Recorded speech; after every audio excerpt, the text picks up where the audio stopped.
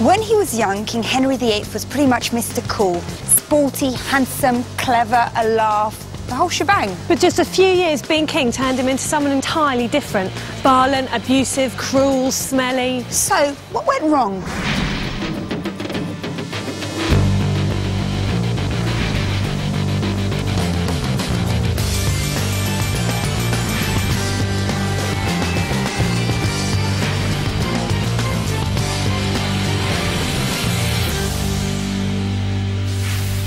The best-known fact about Henry VIII is that he had 6 wives. That's just ridiculous. Not all at the same time, though. That would be weird. But one after the other, so it goes like this. Catherine, Anne, Jane, Anne, Catherine, Catherine. I feel like you're just making up random names. There's a way, though, to remember how each marriage ended. OK. So it goes divorced, beheaded, da-da, died, divorced, beheaded, survived! Hey, I can't believe he beheaded 2 of his wives. That's crazy.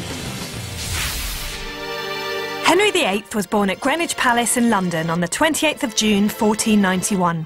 He was the second son of King Henry VII and Elizabeth of York. In the 15th century, it was common for children to die young from illnesses such as smallpox. Or the plague. Yeah, or the plague. So the king and queen were very happy to have a sort of backup son to secure the still fragile Tudor dynasty. It was actually Henry's older brother, Arthur, who was the direct heir to the throne. So Henry was brought up to be a senior churchman rather than the king. What that actually meant was that Henry was allowed a whole lot more fun. Henry's favourite subjects were Latin, maths, astronomy and music. He also learned 4 languages: English, French, Latin and Spanish. The sport he liked best was hunting stags. Sometimes he wore out up to 8 horses a day. He was famous for his bright red gold hair, which made him look very handsome, as well as a big hit with the ladies. Henry also had something called a whipping boy, who was the one who got punished every time Henry did something wrong. That sounds brilliant. Will you be my whipping boy?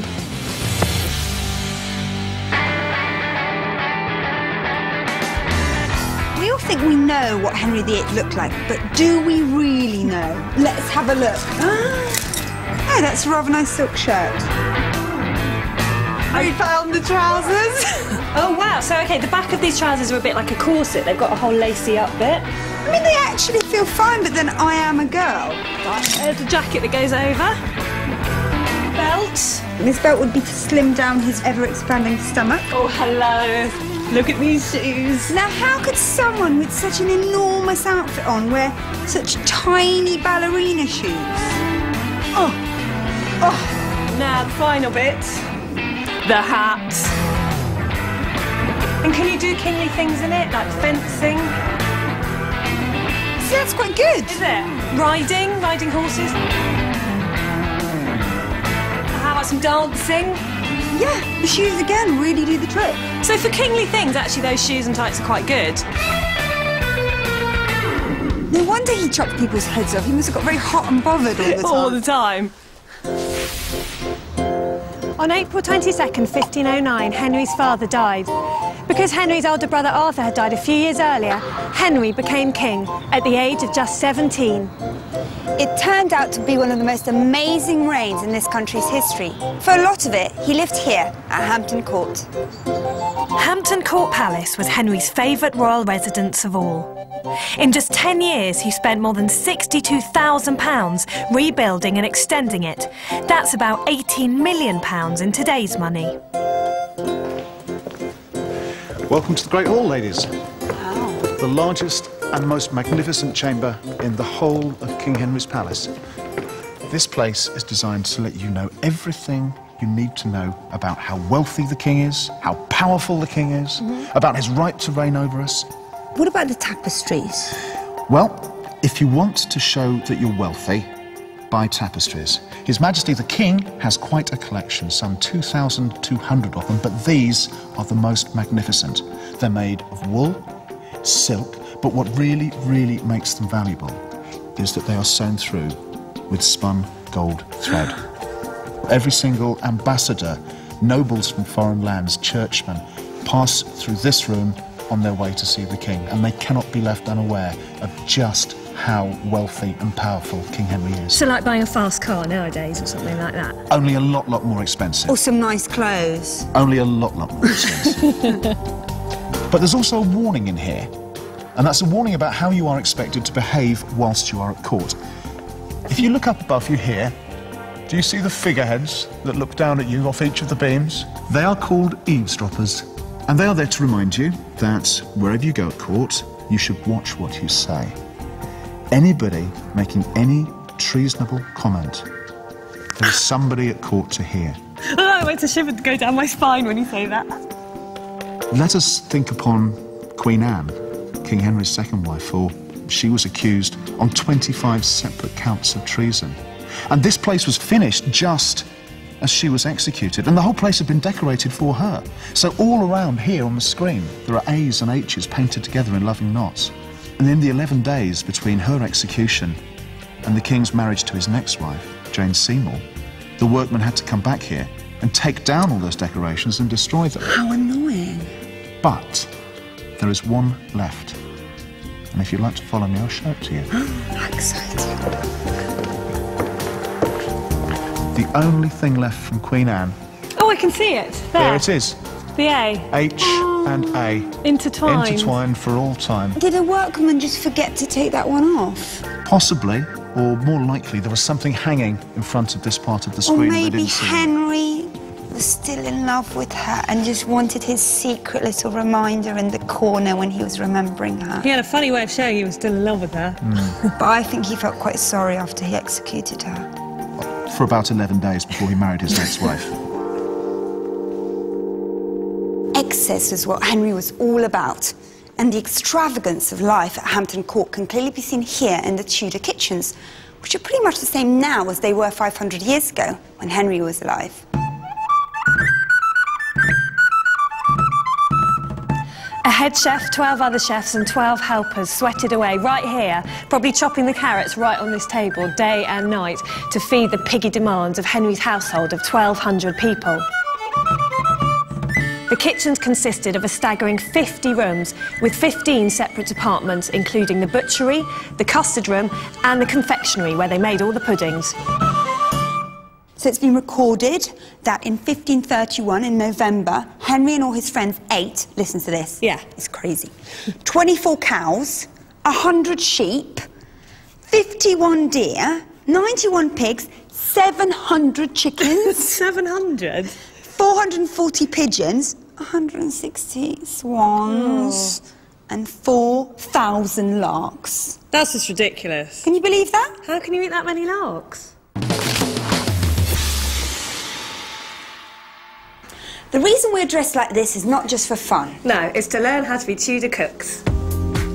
Ania, take about 6 almonds. Oh, very specific. And you will chop them for me, nice and fine. Fran, you have some greenery to sort through.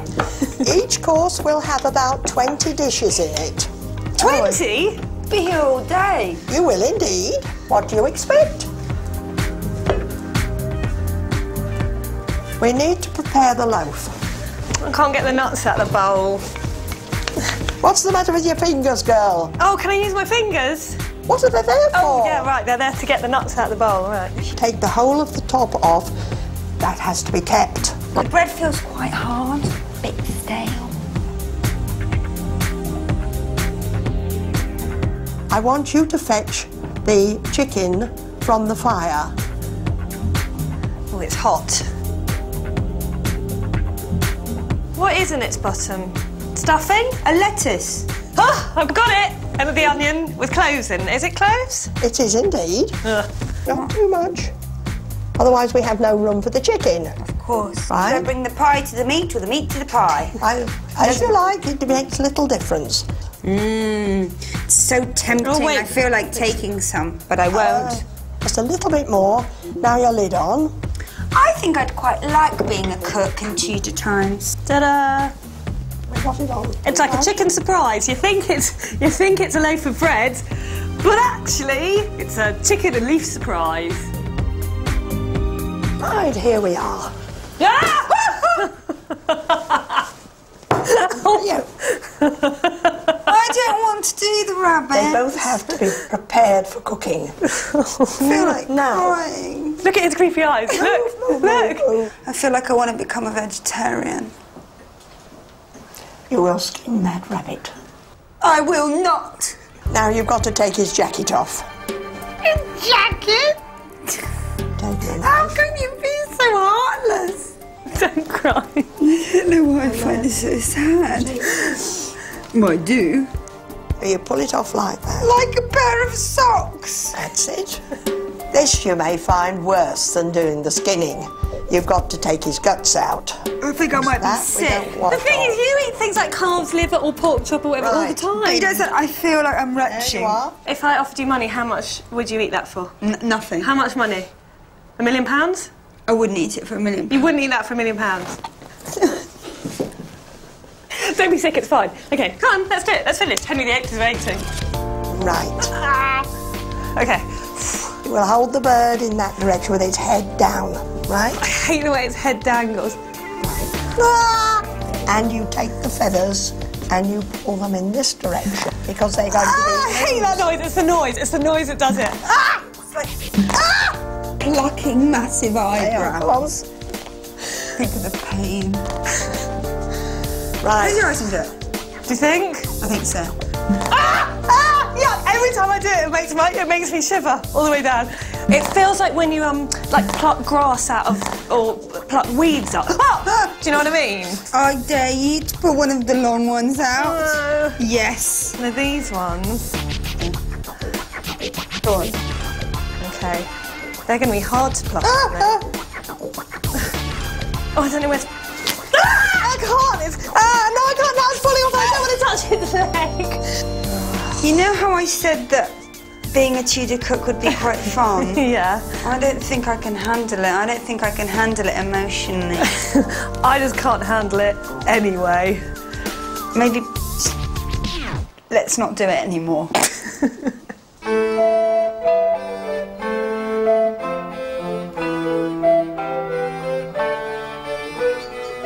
The Tudors were so into their food that they even invented a whole new course called the banquet course, what we now call dessert or pudding. Do you know, it was even trendy at the time for rich women to deliberately blacken their teeth to make them look rotten. That meant they were rich enough to afford sugar. I'm a real lady.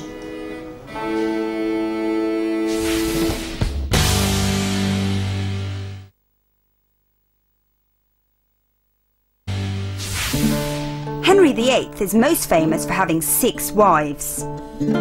His first marriage was to Catherine of Aragon, his brother's widow, in 1509. They had a daughter together called Mary, but not the precious son and heir to the throne that Henry was so desperate for. So instead, Henry decided he wanted to marry someone else, Anne Boleyn. The thing was, the church didn't allow divorce, not even for a king.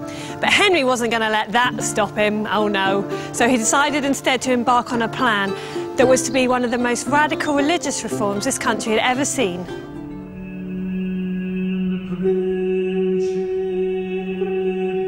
At the beginning of Henry's reign, England was a Catholic country, with the Pope in Rome at the head of the church. Henry was a devout Catholic and defended the church against the other main religion of Protestantism. However, all this changed once Henry's queen could no longer have children, and he needed a son to become king after him.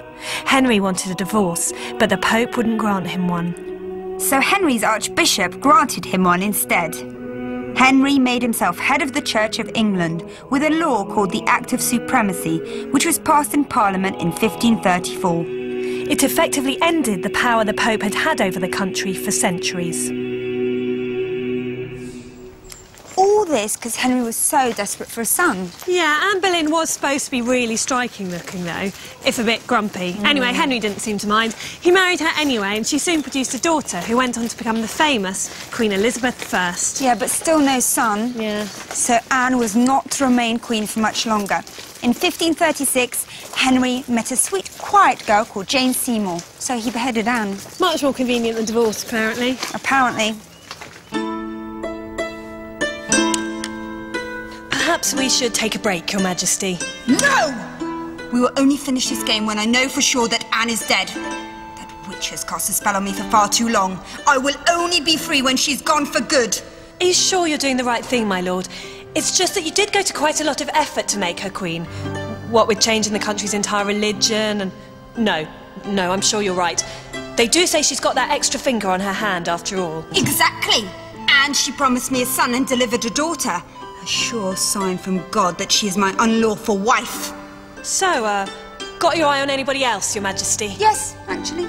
A very nice girl called Jane.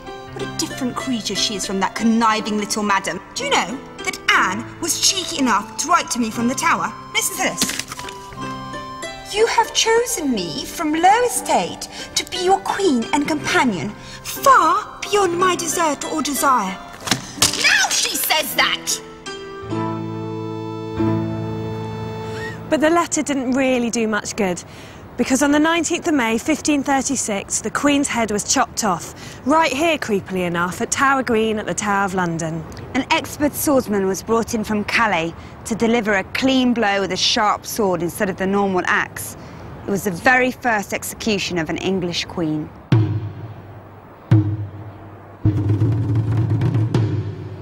After the beheading of his second wife, Anne Boleyn, Henry lived here in Hampton Court with wife number 3, Jane Seymour. They eventually had the son that Henry had yearned for, hooray! But tragically, just 2 weeks later, Jane died on October 24th, 1537. Apparently he was really sad when she died, so maybe he was a bit of a softie after all. Yeah. I reckon we should go to Ben the Brain Box to find out a bit more about it. OK, brilliant. Hello. Hello.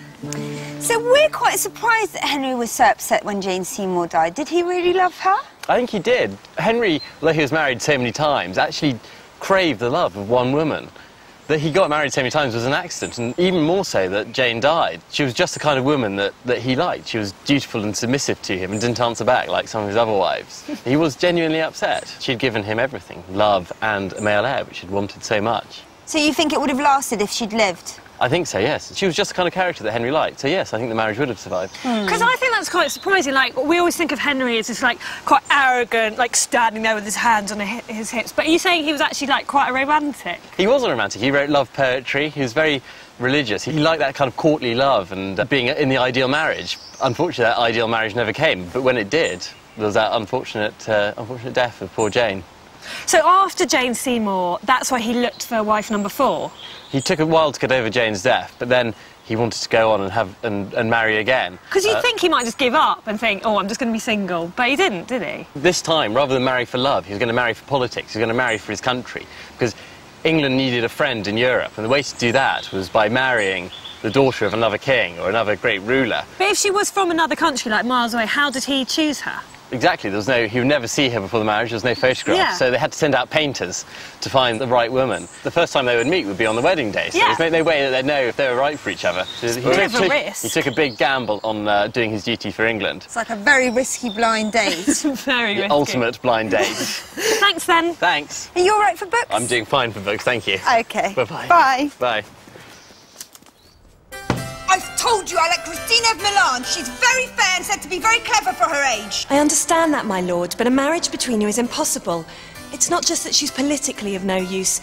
She also said that, well, if she had 2 heads, she'd risk it, but since she's only got 1, she won't. How about the sisters of the Duke of Cleves?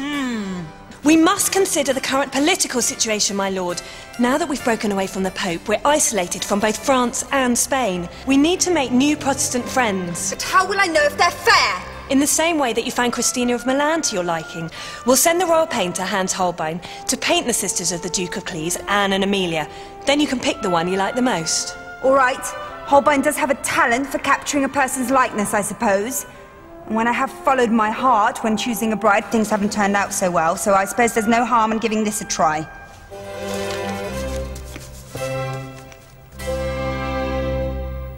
The result was that Henry agreed to marry Anne of Cleves just from her picture, even though they had never actually met.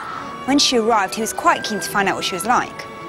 But it didn't all go according to plan. She behaved a bit rudely to the weird old man who waddled in to see her. It turned out to be Henry in disguise. Dolt! And he waddled out again, shouting, I like her not. He is said to have found her hideously ugly. You have sent me a Flanders mare. He spluttered, rather cruelly, I think. Not surprisingly, the marriage only lasted 6 months. Henry didn't hang around for long, though. Just 16 days after he divorced Anne of Cleves, he married a girl 30 years younger than him called Catherine Howard. Thing is, by this time, it was 1540 and Henry wasn't just old and fat, he was also cross at everyone all the time. Not surprisingly, Catherine was soon suspected of being unfaithful. When Henry found out, he played his usual trick. It was off with her head. Many claim that she still haunts this corridor at Hampton Court. She's been said to run through the corridor screaming at night. Boop! Let's go.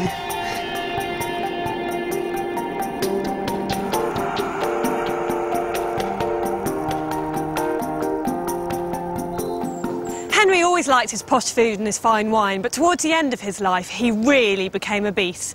Ania, demonstration, please. So, this is how massive his stomach would have been. Well, maybe not this massive, but about 1.5 metres all the way around. Yeah, in the end, he weighed 21 stone. His servants had to hoist him up and down the stairs with an elaborate set of pulleys. Try again. That's rubbish. But however ill Henry got, he never gave up his search for the perfect girl, bless him. Some say he found her when he married Catherine Parr in 1543 at the age of 52. She was the one who nursed him in his old age. Due to the injuries he received when he was crushed by a horse at a jousting competition, Henry was now an invalid. His health was getting worse and worse because of his overindulgent lifestyle. That was it for him. On 28th of January 1547, Henry died. Even though he had been quite mean to people, his death was actually marked by a massive public outpouring of grief. Henry was survived by his 3 children, Edward, Mary and Elizabeth, all of whom went on to become king or queen at some point or another. What an incredible life Henry had. From dashing young prince to grumpy old man. Yeah, there was never anything boring about Henry, never anything dull. We reckon he's the most memorable king of all time. Maybe not the best husband of all time, though. 15 seconds on Henry VIII, go! Henry VIII became king at the age of 17 after his brother died. He changed the church so he could use the money to buy tapestries and loads of food. He loved eating, especially birds. 700 pigeons and 4,000 larks. He liked marrying birds too. He had 6 birds. Stop! Catherine, whatever.